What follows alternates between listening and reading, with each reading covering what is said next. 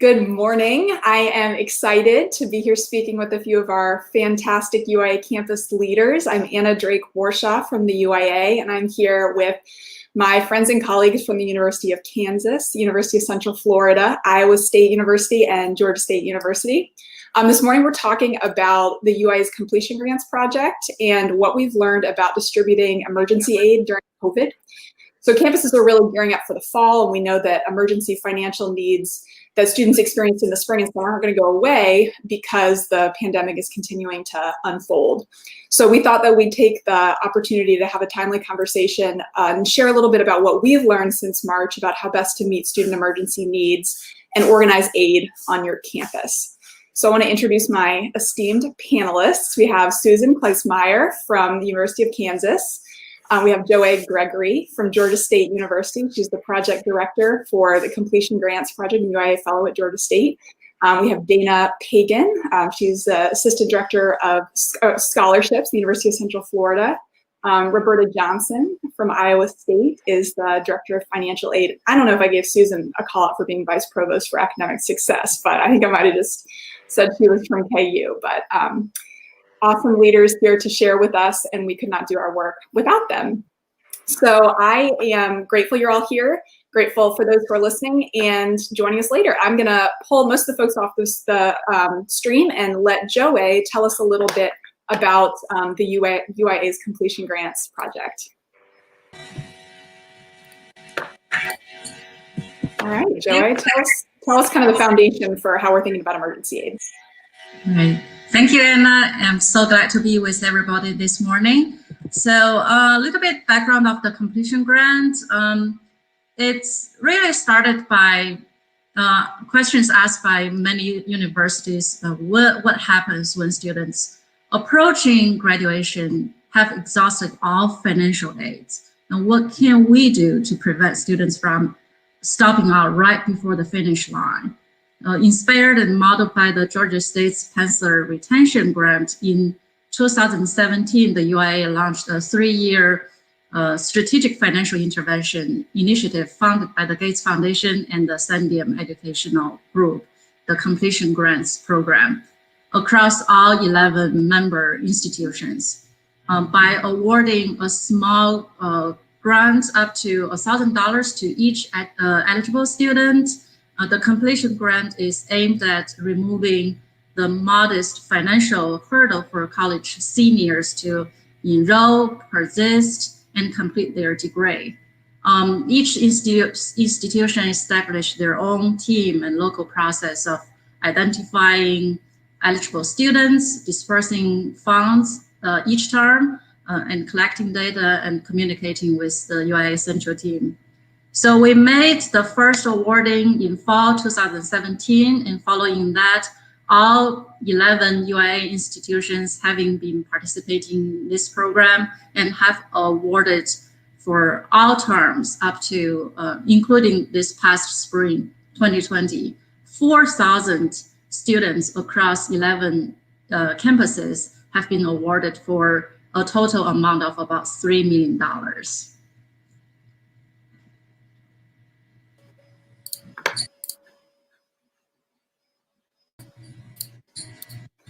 Thanks so much, Joey. So we wanted to share just a little context about the project that we have been doing. We anticipated that project. We did not anticipate COVID, but as it turned out, we had a great collaborative model in place and some processes that our campuses had to develop in order to administer this project that then became helpful when we started thinking about how the UIA could provide additional support around emergency aid. So this spring, building on the project, we were able to work with funding partners and member campuses to help distribute emergency aid provided by the ECMC Foundation and Course Hero. And we did our best to make that aid very flexible because we know that the aid from CARES Act has not been open to all students and that there are certain populations who aren't eligible. So we have allowed our campuses, empowered our campuses to do what they do as experts and administer this aid. And I wanted to share, we wanted to share with you a little bit about how they've navigated that process. So thank you all for rejoining the conversation. And first, can you tell me a little bit about how completion grants and emergency aid fit into the broader portfolio of aid that's available on your campus? Anybody can jump in. So I would mention that at Iowa State University, when our president assumed her leadership role, that completion grants and the idea of a completion grant really struck a nerve with her, I guess I would say, in that she was very concerned about students who would not be able to complete their degree when they were really just lacking a small amount of money. So a focus of her fundraising efforts have been towards completion grants, which have really been helpful to us. In addition to the money from the UIA that assisted us during this COVID, she was also able to quickly pivot to raise funds through a fund we've called Cyclone Strong, which to date has enabled us to award an additional $50,000 to students who have had varying amounts of need as a result of the pandemic. And so we're very appreciative, and it's our efforts as part of participation in the UIA that led to this initiative for us. Thanks so much, Roberta. I'm gonna bring back everyone else. And any other thoughts that you want to share about kind of how this fits into the big picture of what your campuses do to support students financially? I would add, at the University of Kansas, this has really allowed us to have some important conversations that have been long overdue about the amount of aid we have available to students. We are a campus that many of our academic units and some of our other support programs have led little pockets of dollars here and there for students, not necessarily for completion, but really for emergency purposes. And so while we were trying to understand and really identify the pain points for our students financially, while completion is one area, emergency funding became really the focus of where our students were reaching out and saying, I need funds to get a new laptop, or maybe there was a fire in my apartment, or I'm having a hard time making rent. And so having those conversations and really pulling those processes together was helpful for us. And also, I think now looking at where we're at in terms of the really heightened need for emergency aid in response to COVID, I think we're really lucky that we had that time to have those conversations while we were trying to understand not only the completion grant, but aid in a larger picture on our campus. Thanks so much, Susan. That's so helpful. Can I? All right. Absolutely, Dana. I'd like to also add, similar to Susan, the University of Central Florida, we had very similar small pockets of emergency aid. And I think with this pandemic, it really helped the institution realize we need to be more centralized and really kind of focus our efforts.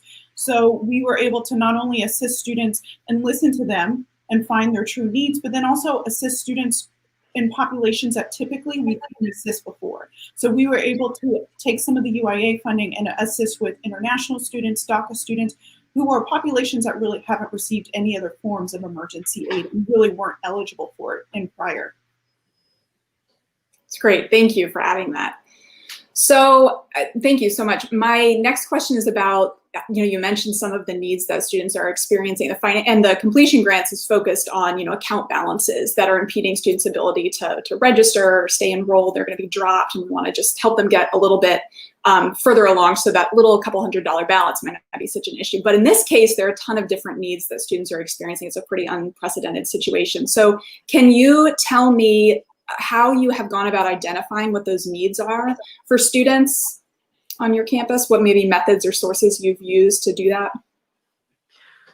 So when COVID hit and we had the CARES Act funds from the U.S. Department of Education and from Congress appropriated to us, we had many debates about the best way to distribute these funds. On the one hand, it would have been extraordinarily easy for us to have made some assumptions that our neediest students were the ones who absolutely had to have the money.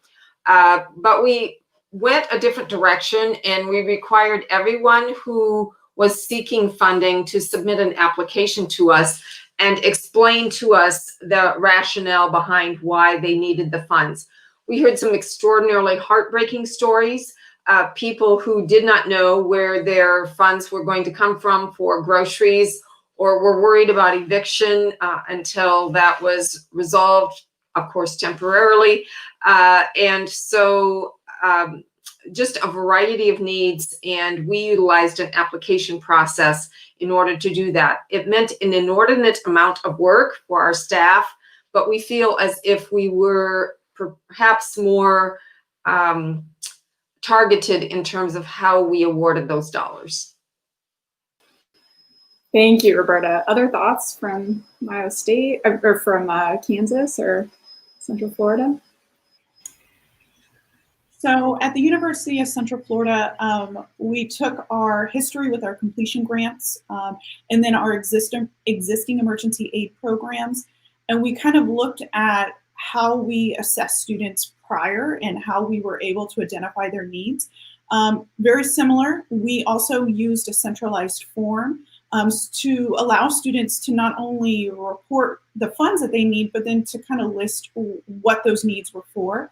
So we were able to kind of identify historically what we had issues for and really kind of had an expectation, but still allowed the student to report their true situation. So very similar, again, we weren't only targeting our traditional population of need. We were finding all levels of students looking and seeking some type of assistance. That's great. Any other thoughts about how you've navigated kind of the immense amount of need that's out there? I think the only thing I would add to that, Anna, is, part of having a centralized application for us is really helpful in identifying who wasn't getting aid, right? So we knew with the CARES Act funding that our international students, our DACA students, for instance, were not going to be eligible for those funds. But we also couldn't really get a grasp of how many of those students were asking us for emergency aid. And so this really allowed us to identify and then also maximize the funds that we did have. So in addition to CARES Act funds, there are all these other pockets of aid that we have, and really making sure we're utilizing what we have and that we can clearly document when we go out and are asking for additional dollars. This is where the need is. These are the students we haven't been able to serve. And these are the common concerns they're coming to us with when we talk about emergency. And I think prior to COVID, that was a challenge for us at KU, and really wrapping our minds around what do we mean by emergency? An emergency to a student may be very different than an emergency to a faculty or staff member. And are we using the same language? Are we talking about the same thing? And then are we being either too broad or too restrictive? I think one of the amazing things about our response, and I'm sure the response at so many other institutions due to COVID, has been we've really loosened up, some of the documentation processes, or really like justifying why you need this. And I think this is going to really challenge us to have some hard conversations going forward about how important were some of those things that we did, right? We do need documentation in some cases, but can we just trust what our students are telling us that they have a need with or for, and really work with them to be able to support them as much as we can? That's a great example. Thanks, Susan, because of the time and the urgency, I think, involved in the situation there. It's hard to figure out how you kind of innovate and navigate around some of the existing processes, and in some cases bureaucracy that might be in place and impede students' ability to get what they need. So based on these needs, and this is incredibly helpful, how, there's obviously, there are always limited resources, and how have you determined or set parameters around what emergency aid can cover on your campus?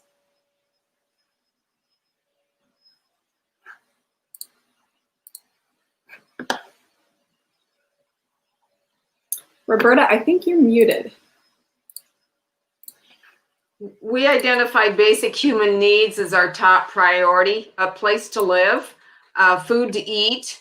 And so those were the first things we were trying to meet. If students were identifying the fact that they were having to go to the food pantry regularly and perhaps not able to meet their basic daily needs, that was our top priority through COVID.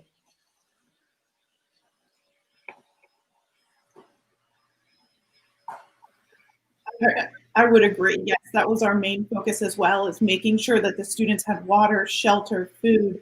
And that's really to ensure that they're healthy mentally even as well, making sure that they're physically in a good place, mentally in a good place. because that's how a student is successful. And that was our focus, is ensuring that these students remain successful. Thank you. So you mentioned a little bit earlier about how several of you have used application processes and centralized some of those processes. How in particular have you ensured that students can access emergency aid? You know, they know where to find it, they know it's available, and that the process by which they go about accessing it is clear for students, but then also for administrators who may hear needs and, you know, need to know where to direct those students. So at KU, we have moved to a resource that we refer to as our emergency aid network. And the website that's associated with that group is help.ku.edu. And it's a resource not only for our students, but faculty and staff, and really anyone who just comes across it.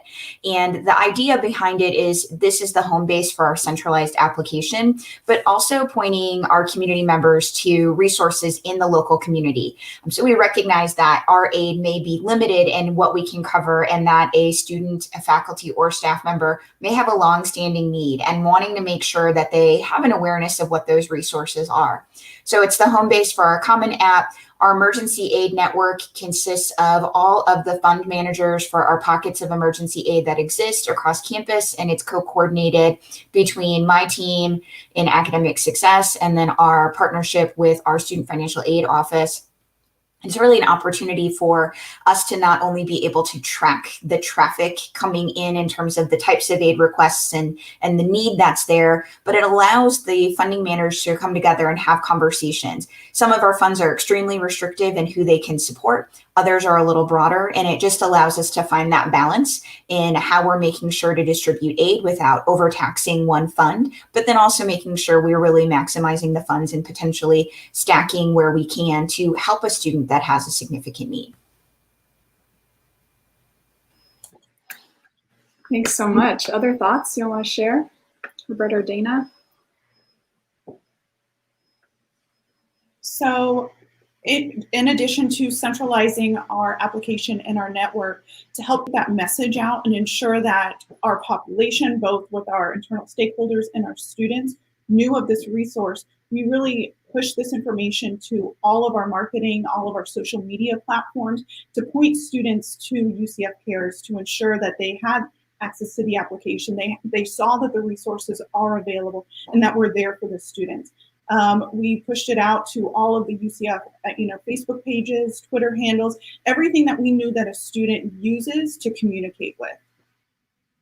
We used a lot of email marketing campaigns. I know students receive so many emails, but we really tried to access them at every point so that students, again, knew that we were for them.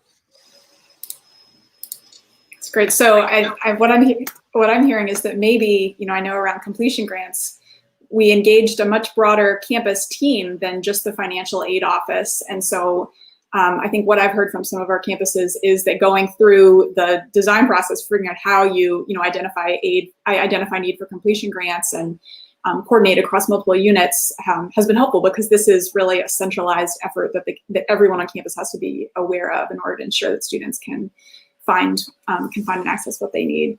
So my last question is just really about your recommendations for your colleagues. The next couple of weeks are very big. Some campuses are moving students in already or have already done so. And, campuses have different models for how they are moving forward with the fall. But regardless, students' needs are, regardless of whether they're remote, they're in person, students' needs are not going away. They're evolving as COVID evolves. And so I'm curious, based on what you've learned, what recommendations you have for others who are thinking about how to ensure that there's support infrastructure in place to meet these emergency needs as we start a new year with COVID. I apologize, Roberta, if I could. It's okay. So I would suggest for institutions that are looking to implement some form of emergency aid resources, first, really ensure that you centralize that process and really have a centralized application and network. Before, we were kind of piecemealing things together, and it was really hard. We had all these different pockets. And I think when we come together and identify really all the resources we have, take a library, a catalog of that, You can find your areas of weakness, things that you can build upon, or potentially areas that need to kind of expand further. I would also really, really, really strongly recommend listening to your students. We as an institution have one expectation and one understanding, but that's not always what the voice of the student is sharing. So really kind of listening to your students and listening, are the needs more in food, or are they more potentially in housing? And every area is a little bit different. So again, listening to your students might be different from what the University of Central Florida students are sharing. That's great advice. And I would mention not to be afraid to reach out to others. If there is a centralized office, and we all represent different kinds of offices, but generally there is an office that it makes logistical sense for it to maybe coordinate the effort. But once that office has been identified, it is that you make a lot of new friends across campus, that you reach out to all of the various units, the colleges, the student success officers in those colleges, et cetera. Bring all those people to the table to brainstorm with you, how can we best serve our students? Because we all are seeking student success. What that looks like in any one particular college may differ. And so trying to design a one-size-fits-all is sometimes very difficult, but if we can arrive at a place where we can try to hit the high points for most everybody, and those nuances can be negotiated, I think the students are going to end up being the winners in that. I think the only thing I would add is identify your champions, right? So this process really only works if you have champions to advocate for it at the leadership level. In our campus, it's not only myself, but my counterparts, the VP for Student Affairs and the VP for Enrollment Management. And we are constantly reminding our colleagues, and as we're in meetings and hearing about other aid opportunities, really encouraging individuals to be connected with our emergency aid network.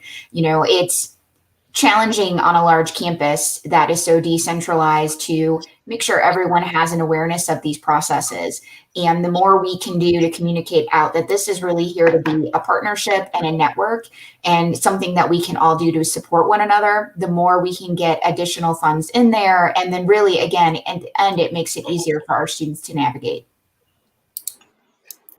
Thank you. Those are great recommendations. And we are so grateful for everything that you do on your campuses and with your colleagues, sharing what you're learning, within the UIA and beyond.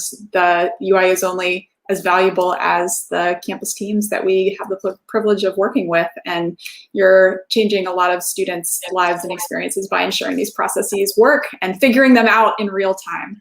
So I want to thank Susan and Dana, Roberta, and Joey for taking the time this morning. I thank everyone who tuned in live, especially early, and who's joining us to watch later. I also want to let you know that we are excited to share some of these recommendations on our blog based on conversations with these folks, and then also with the other UIA campuses, additional Rockstar leaders we couldn't fit on this screen. So you can visit our blog later today to see the recommendations that we're excited to share for folks who are thinking about, how to navigate emergency aid this fall and moving forward. So thank you, everyone. I hope you have a great day, and we're so grateful for all the work that you do.